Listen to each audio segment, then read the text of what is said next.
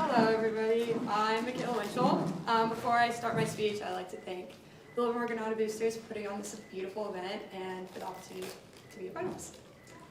Okay. I'm copy you.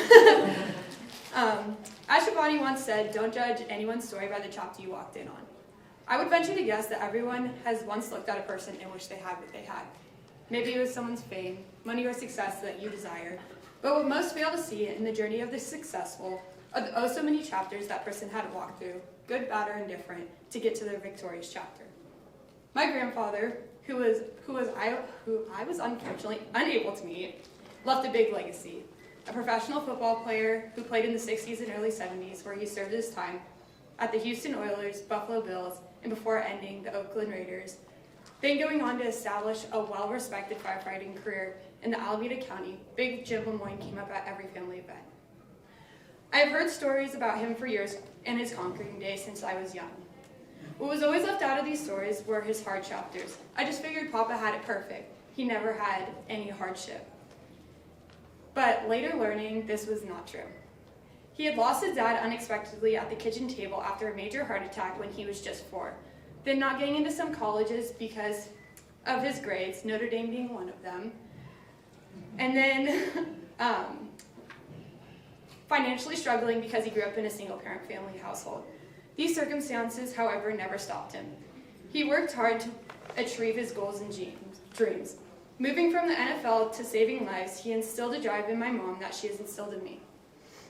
While I both have my parents and endless support from my family, my journey was far from easy.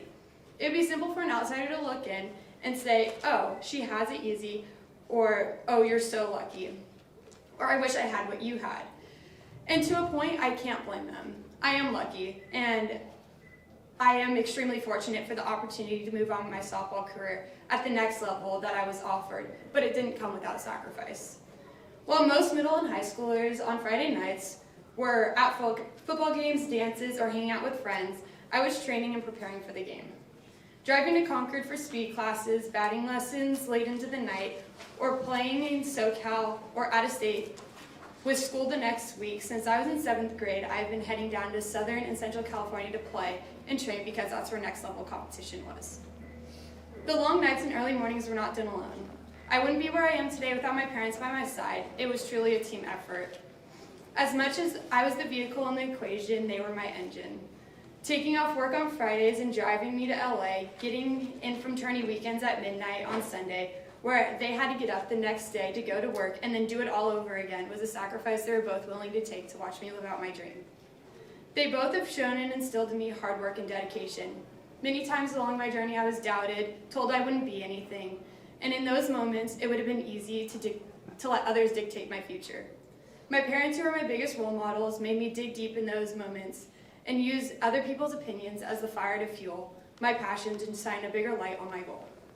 My mom has always told me to not let anyone ever dim your light, and if I had to give any advice to the younger generation, it would be just that.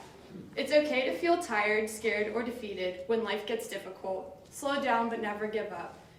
Work through your tired, hard, and scared, because when you have reached your goal, the reward is so much sweeter than the defeat you were feeling in earlier chapters.